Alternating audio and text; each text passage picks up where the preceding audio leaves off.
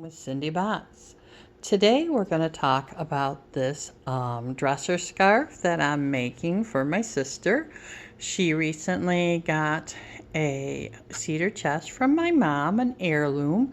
The cedar chest, I believe, was given to my mom either for her high school graduation or when she married my dad more than 50 some years ago.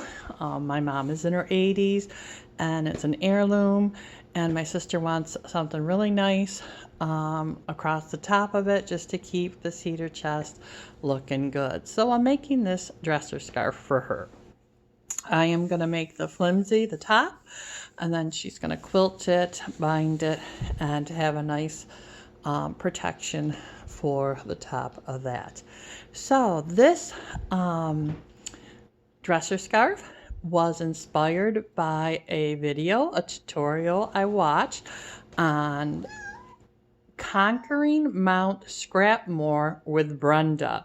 So if you check out her video, her tutorial, she does a great show of how to do these diamonds, and her block is a little different than mine. Again, her tutorial inspired me. You can always tell her I sent you over to watch her tutorial. She does hers with paper piecing. Now, I've done some paper piecing. I'm not the best at it. I would rather do foundation piecing. Hi, Turtle. Turtle likes to join us. And I did mine with foundation paper piecing, and I did my center block here a little different. And then when I assembled my diamonds, I decided to put them in this alternating pattern. I think it's a really cool, unique way to make the dresser scarf. I just think it's really cool with this secondary pattern here with using the borders of each block. So let's talk about how I did that. So again, if you go to Conquering Mount Scrapmore with Brenda, you can download her pattern for paper piecing, or if you want to do it with foundation piecing, that's fine too.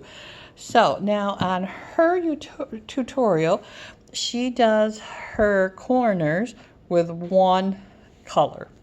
I decided that I was going to change it up for my project, and I was going to use two colors.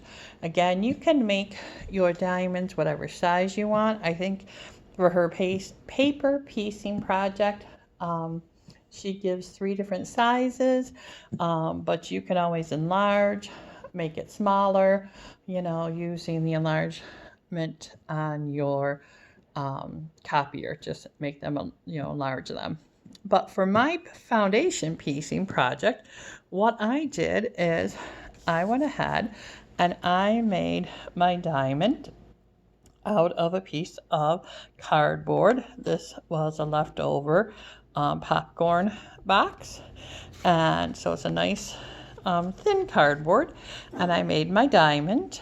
And then what I did is I just laid my diamond template that I made onto my rectangle of foundation paper.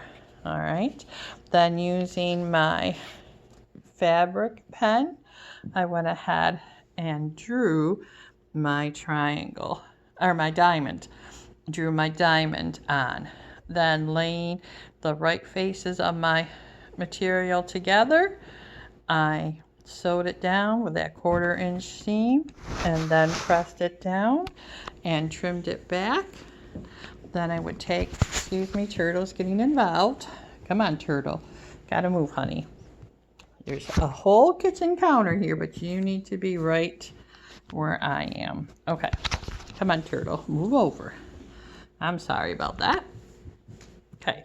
So the next piece would just, again, lay on, butt up against that line, lay on the other piece, okay, making a nice corner, okay, and just butt it up onto that, up to that line, and using your 1/4 foot, just run that 1/4 inch seam down over the other one.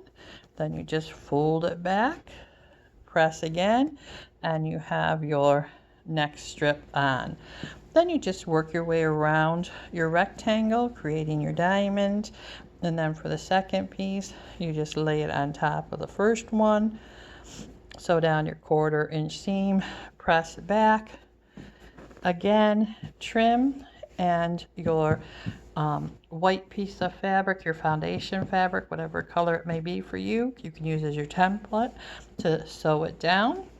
Now, oh my goodness, Miss Turtle's laying on our project.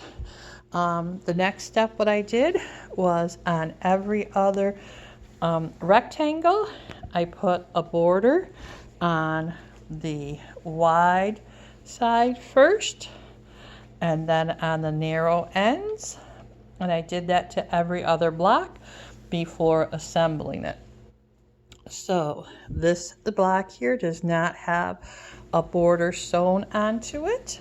It is just the original. Oh my goodness, she's making this challenging today.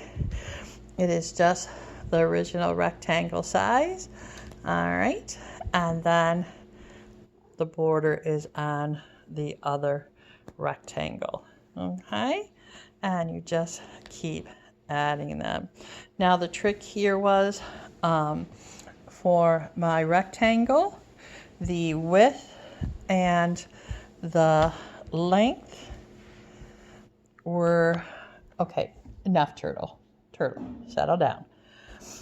So my width was 2 inches less than my height. So that allowed me to put an inch of border on each side. Turtle, turtle, turtle. I don't think my friends are gonna like you in this video. Okay, so because it was 2 inches less, I was able to put the 1 inch border on each side, and then when you turned it, you were able to put the other 1 inch border on each side for width and height both. All right, well, I hope you enjoy this tutorial. Again, I like this little secondary pattern that it has where they come together. This turtle. And I hope you enjoy stitching. Here's my little girl right here. Oh my goodness. She just loves to be on camera. Happy stitching. You have a great day. Please like and subscribe, and check out the in-depth video that is on Conquering Mount Scrapmore with Brenda. And she will give you a really nice tutorial on how to do this block with paper piecing and many things that you can do with other scraps in her other videos. Thanks again. Have a great day. Bye-bye now. Say goodbye, Miss Turtle. Turtle. Woohoo, Turtle. Bye-bye. She's so fun. And she's off.